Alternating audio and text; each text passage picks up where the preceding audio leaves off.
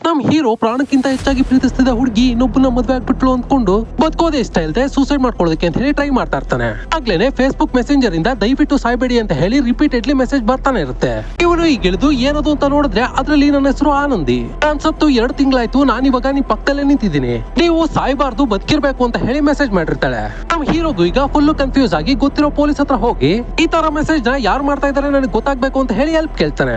ಅವನು ಈಗ profile track ಮಾಡಿ ಸರ್ಚ್ ಮಾಡಿದಾಗ ನಿಜವಾಗ್ಲೂ ಆನಂದಿ ಅನ್ನೋ ಹುಡುಗಿ ಸತ್ತೋಗಿರ್ತಾಳೆ. ಸೊ ಆ ಪೊಲೀಸ್ ಈಗ ಆ ಟೀಮಿಗೆ ಕಾಲ್ ಮಾಡಿ ಅವಳು ಯಾವ ಪ್ಲೇಸ್ ಸ್ವಲ್ಪ ಕಂಡಿಡಿರಿ ಅಂತ ಹೇಳ್ತಾನೆ. ಇವರು ಈಗ ಆ ಪ್ಲೇಸ್ ನ ಕಂಡಿಡ್ಕೊಂಡು ಆ ಹುಡುಗಿ ಮನೆಗೆ ಬಂದು ಅವ್ರ ಅಪ್ಪನ ಹತ್ರ ನಿಮ್ ಮಗಳು ಮೊಬೈಲ್ ಎಲ್ಲಿದೆ ಅಂತ ಕೇಳ್ತಾನೆ. ಅದಕ್ಕೆ ಅವ್ರ ಅಪ್ಪನು ಈಗ ನನ್ನ ಮಗಳಿಗೆ ಮೊಬೈಲ್ ಅಂದ್ರೆ ತುಂಬಾ ಇಷ್ಟ, ಅದಕ್ಕೆ ಅವ್ಳು ಸತ್ತೋದಾಗ ಅವಳ ಜೊತೆ ಊತಿಟ್ಬಿಟ್ವಿ ಅಂತ ಹೇಳ್ತಾನೆ. ಪೊಲೀಸ್ ಈಗ ಊತಿದ್ದ ಮೊಬೈಲ್ ನ ಎತ್ಕೊಡೋದು ಕೇಳ್ತಾನೆ. ಆಗ ಊತಿದ್ದವನು ಯಜಮಾನ್ ಕಾಲಿಗೆ ಬಿದ್ದು ನೀವು ಅವತ್ ಕೊಟ್ಟಿದ್ ಮೊಬೈಲ್ ನ ನಾನು ಊತ ಹಾಕ್ಲಿಲ್ಲ, ಅದನ್ನ ನನ್ನ ಮಗಳಿಗೆ ಕೊಟ್ಟೆ ಅಂತ ಹೇಳ್ತಾನೆ. ಸೊ ಎಲ್ಲದಕ್ಕೂ ಕಾರಣ ಇವ್ನ ಮಗಳೇ ಅಂತ ಹೇಳಿ ಅವಳನ್ನ ಕರ್ಕೊಂಡ್ ಬಂದ್ರೆ ಅವಳೀಗ ನಮ್ ಹೀರೋನ ನೋಡಿದ ತಕ್ಷಣ ಅವನ ಹೆಸರನ್ನ ಕರೆಕ್ಟ್ ಆಗಿ ಹೇಳ್ಬಿಡ್ತಾಳೆ. ಆಕ್ಚುಲಿ ಆನಂದಿನು ಮತ್ತೆ ಈ ಹುಡುಗಿನು ತುಂಬಾ ಕ್ಲೋಸ್ ಫ್ರೆಂಡ್ಸ್ ಆಗಿರ್ತಾರೆ. ಆಗ್ಲೇನೆ ಆನಂದಿ ಅಪ್ಪ ಅವಳ ಮಗಳಿಗೊಂದು ಮೊಬೈಲ್ ನ ಗಿಫ್ಟ್ ಮಾಡಿರ್ತಾನೆ. ಆನಂದಿ ಫ್ರೆಂಡ್ ಈಗ ಮೊಬೈಲ್ ನ ನೋಡಿ ಯಾವ ಆಪ್ ಇಲ್ಲ ಅಂತ ಹೇಳಿ ಅವಳಿಗೊಂದು ಟಿಕ್ ಟಾಕ್ ಅಕೌಂಟ್ ನ ಓಪನ್ ಮಾಡ್ಕೊಟ್ಟಿರ್ತಾನೆ. ಆಗಿಂದ ಇವರಿಬ್ರು ವಿಡಿಯೋಸ್ ನ ಮಾಡಿ ಅಪ್ಲೋಡ್ ಮಾಡ್ತಾ ಇರ್ತಾರೆ. ಅದನ್ನ ಊರ್ ಜನರು ನೋಡಿ ಅವ್ರ ಅಪ್ಪನ ಹತ್ರ ಹಾಕೊಟ್ಬಿಟ್ಟಿರ್ತಾರೆ. ಅದಕ್ಕೆ ಅವ್ರ ಅಪ್ಪನು ಈಗ ಆನಂದಿ ಹತ್ರ ನಾವು ಊರ್ ಜನರ ಬಾಯಿಗೆ ಸಿಗ್ಬಾರ್ದಮ್ಮ ಅಂತ ಹೇಳಿ ಬುದ್ಧಿವಾದ ಹೇಳ್ತಾನೆ. ಅದು ಕೋಪ ಮಾಡ್ಕೊಂಡು ಆನಂದಿನು ಕೂಡ ಅಲ್ಲಿಂದ ಹೋಗ್ಬಿಡ್ತಾಳೆ. ಅಲ್ಲಿಂದ ಅವಳಿಗ ಫೇಸ್ಬುಕ್ ಅಕೌಂಟ್ ನ ಓಪನ್ ಮಾಡಿ ಅದ್ರಲ್ಲಿ ಬರ್ತಾ ಇದ್ದ ಫೋಟೋಸ್ ನ ವಿಡಿಯೋಸ್ ನ ನೋಡ್ತಾ ಇರ್ತಾಳೆ. ಆಗ್ಲೇನೆ ನಮ್ ಹೀರೋ ಪ್ರೊಫೈಲ್ ಅವಳಿಗೆ ಕಾಣಿಸುತ್ತೆ. ಅವನು ನೋಡಿದ ತಕ್ಷಣ ಇವಳಿಗೆ ತುಂಬಾ ಇಷ್ಟ ಆಗ್ಬಿಡ್ತಾನೆ. ಅದಕ್ಕೆ ಅವ್ಳು ಪೋಸ್ಟ್ ಮಾಡ್ತಾ ಇದ್ದ ಪ್ರತಿ ಫೋಟೋಸ್ಗೂ ಲೈಕ್ ಕೊಡ್ಕೊಂಡು ತುಂಬಾ ಇಷ್ಟ ಪಡ್ತಾ ಇರ್ತಾಳೆ. ಹಾಗೆ ಈ ವಿಷಯನೆಲ್ಲ ತನ್ನ ಕ್ಲೋಸ್ ಫ್ರೆಂಡ್ ಹತ್ರನು ಕೂಡ ಹೇಳಿರ್ತಾಳೆ. ಆಗ್ಲೇನೆ ನಮ್ ಹೀರೋ ಗರ್ಲ್ ಫ್ರೆಂಡ್ ಜೊತೆ ಇದ್ದ ಫೋಟೋಸ್ ನ ಅಪ್ಲೋಡ್ ಮಾಡ್ಬಿಡ್ತಾನೆ. ಅದನ್ನ ನೋಡಿದ ತಕ್ಷಣ ಆನಂದಿ ಮನ್ಸು ಹೊಡೆದೋಗ್ಬಿಡುತ್ತೆ. ಆಗಿಂದ ನಮ್ ಹೀರೋ ಗರ್ಲ್ ಫ್ರೆಂಡ್ ಜೊತೆ ಇದ್ದ ಫೋಟೋಸ್ ಎಲ್ಲ ಅಪ್ಲೋಡ್ ಮಾಡ್ತಿದ್ರೆ ಈ ಕಡೆ ಆನಂದಿ ಆ ಫೋಟೋಸ್ ಎಲ್ಲ ನೋಡಿ ತುಂಬಾ ಫೀಲ್ ಮಾಡ್ಕೊಳ್ತಾ ಇರ್ತಾಳೆ. ಆಗ್ಲೇನೆ ಒಂದಿನ ನಮ್ ಹೀರೋ ಗರ್ಲ್ ಫ್ರೆಂಡ್ ಜೊತೆ ಬ್ರೇಕಪ್ ಆದ ಸ್ಟೋರಿನ ಫೇಸ್ಬುಕ್ ಅಲ್ಲಿ ಶೇರ್ ಮಾಡ್ಕೊಳ್ತಾನೆ. ಅದು ನೋಡಿದ ಆನಂದಿ ತುಂಬಾ ಖುಷಿ ಪಟ್ಬಿಡ್ತಾಳೆ. ಅವ್ಳ ಫ್ರೆಂಡ್ ಈಗ ನೀನ್ ಅವನಿಗೆ ಇಂಪ್ರೆಸ್ ಮಾಡಿ ಪ್ರಪೋಸ್ ಮಾಡ್ಬಿಡು ಅಂತ ಹೇಳ್ತಾಳೆ. ಆಗ್ಲೇನೆ ಆನಂದಿ ಫಸ್ಟ್ ಟೈಮ್ ಅವನಿಗೆ ಧೈರ್ಯವಾಗಿರಿ ಏನೂ ಆಗಲ್ಲ ಅಂತ ಹೇಳಿ ಒಂದು ವಾಯ್ಸ್ ಮೆಸೇಜ್ ನ ಕಳಿಸ್ತಾಳೆ. ಹಾಗೇನೆ ನಾವಿಬ್ರು ಫ್ರೆಂಡ್ಸ್ ಆಗೋಣ ಅಂತ ಹೇಳಿ ಟೆಕ್ಸ್ಟ್ ಮಾಡ್ಕೊಂಡು ರೋಡ್ ಕ್ರಾಸ್ ಮಾಡ್ತಾ ಇರ್ಬೇಕಾದ್ರೆ ಒಂದ್ ಲಾರಿ ಬಂದು ಆನಂದಿನ ಗುದ್ಬಿಡುತ್ತೆ. ಇನ್ನೊಂದ್ ಕಡೆ ನಮ್ ಹೀರೋನು ಕೂಡ ಮೆಸೇಜ್ ನೋಡಿ ತುಂಬಾ ಇಷ್ಟಪಟ್ಬಿಟ್ಟು ಇನ್ಮೇಲೆ ನಾವಿಬ್ರು ಫ್ರೆಂಡ್ಸ್ ಆಗಿರೋಣ ಅಂತ ಹೇಳಿ ರಿಪ್ಲೈ ಕೊಡ್ತಾನೆ. ಆದ್ರೆ ಅದು ನೋಡೋದಕ್ಕೆ ಆನಂದಿ ಕೈಯಲ್ಲಿ ಮಾತ್ರ ಆಗೋದೇ ಇಲ್ಲ.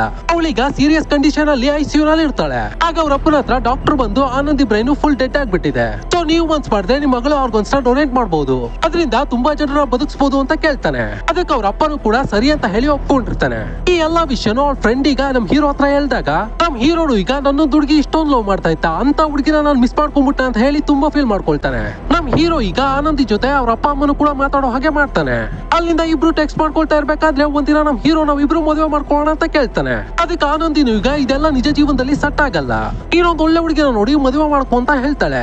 ಅದಕ್ಕೆ ನಮ್ ಹೀರೋನು ಕೂಡ ನಾನು ಕೂಡ ಸತ್ತು ನಿನ್ ಜೊತೆ ಸೇರ್ತೀನಿ ಅಂತ ಹೇಳಿ ಸಾಯೋದಕ್ಕೆ ಟ್ರೈ ಮಾಡ್ತಾನೆ.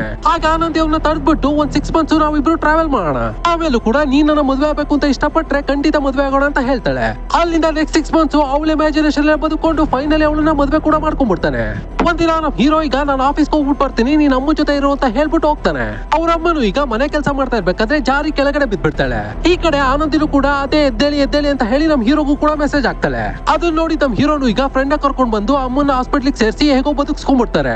ಈಗ ಆನಂದಿನು ಕೂಡ ಅಮ್ಮನಿಗೆ ಈ ತರ ಆಗೋದಕ್ಕೆ ನಾನು ಕೂಡ ಒಂದ್ ಕಾರಣ, ಅದೇ ನನ್ ಜಾಗದಲ್ಲಿ ಬೇರೆ ಯಾವ್ದಾದ್ರು ಹುಡುಗಿ ಇದ್ದಿದ್ರೆ ಅಮ್ಮನ ಯಾವಾಗ್ಲೂ ಹಾಸ್ಪಿಟ್ಲಿಗೆ ಕರ್ಕೊಂಡ್ ಬರ್ತಾ ಇದ್ಲು. ಈಗಂತ ಆನಂದಿ ಮೆಸೇಜ್ ಆಗ್ತಾಗ ನಮ್ ಹೀರೋಗೆ ನನ್ನ ಬಿಟ್ಟು ಆನಂದಿ ಎಲ್ಲೋ ಹೋಗ್ಬಿಡ್ತಾಳು ಅಂತ ಹೇಳಿ ಟೆನ್ಷನ್ ಶುರು ಆಗ್ಬಿಡುತ್ತೆ. ಅಮ್ಮನು ಈಗ ಕಣ್ಬಿಟ್ಟಾಗ ಅವಳ ಜೊತೆ ಮೆಸೇಜ್ ಮಾಡಿ ಮಾತಾಡ್ಸೋದಕ್ಕೆ ಅಂತ ಹೇಳಿ ಟ್ರೈ ಮಾಡ್ತಾನೆ. ಬಟ್ ಎಷ್ಟಾದ್ರೂ ಕೂಡ ಆ ಕಡೆಯಿಂದ ರಿಪ್ಲೈನೇ ಬರೋದಿಲ್ಲ. ಅವತ್ ರಾತ್ರಿ ಈಗ ನಮ್ ಹೀರೋ ನಾವಿಬ್ರು ಪೇರೆಂಟ್ಸ್ ಆಗ್ತಿದೀವಿ ಅನ್ನೋ ವಿಷಯನ ಆನಂದಿ ಜೊತೆ ಶೇರ್ ಮಾಡ್ಕೊಳ್ತಾನೆ. ಆಕ್ಚುಲಿ ಅವತ್ತು ಆಕ್ಸಿಡೆಂಟ್ ಆದಾಗ ಆನಂದಿ ಆರ್ಗನ್ಸ್ ಎಲ್ಲ ತಗೊಳ್ಬೇಕಾದ್ರೆ ಅವ್ಳ ಗರ್ಭಕೋಶನು ಕೂಡ ತಗೊಂಡ್ಬಿಟ್ಟಿರ್ತಾರೆ. ಆ ವಿಷಯನ ನಮ್ ಹೀರೋ ಹಾಸ್ಪಿಟ್ಲಿಗೆ ಹೋಗಿ ತಿಳ್ಕೊಂಡಿರ್ತಾನೆ. ಸೊ ಅದ್ರ ಮೂಲಕನೇ 6 ತಿಂಗಳಲ್ಲಿ ಮೊದಲನೇ ಮಗು ಹುಟ್ಟುತ್ತೆ ಅನ್ನೋ ವಿಷಯನ ಶೇರ್ ಮಾಡ್ಕೊಳ್ತಾನೆ. ಅಲ್ಲಿಂದ 6 ತಿಂಗಳಾದ್ಮೇಲೆ ಇವನಿಗೊಂದು ಹೆಣ್ಮಗು ಹುಟ್ಟುತ್ತೆ. ಆನಂದಿ ಇನ್ಮೇಲೆ ಅವನ ಜೊತೆ ಮಾತಾಡದೇ ಇದ್ರು ಕೂಡ ಯಾವ್ದೋ ಒಂದು ರೂಪದಲ್ಲಿ ಅವನ ಜೊತೆನೆ ಇದ್ದಾಗೆ ನಮ್ಗೆ ಇಷ್ಟವಾದವರು ನಮ್ಮನ್ನ ಬಿಟ್ಟೋದ್ರು ಕೂಡ ಯಾವ್ದೋ ಒಂದು ರೂಪದಲ್ಲಿ ನಮ್ ಜೊತೆ ಇರ್ತಾರೆ ಅನ್ನೋ ತರ ತೋರಿಸಿ ಮೂವಿನೂ ಕೂಡ ಎಂಡ್ ಆಗ್ಬಿಡುತ್ತೆ. ಇದೇ ತರ ಪ್ರತಿದಿನ ಹೊಸ ಕಥೆಗಳಿಗೋಸ್ಕರ ಪ್ಲೀಸ್ ಫಾಲೋ ಮಾಡೋದನ್ನ ಮಾತ್ರ ಮರ್ತೋಗ್ಬಿಡಿ. Thank you.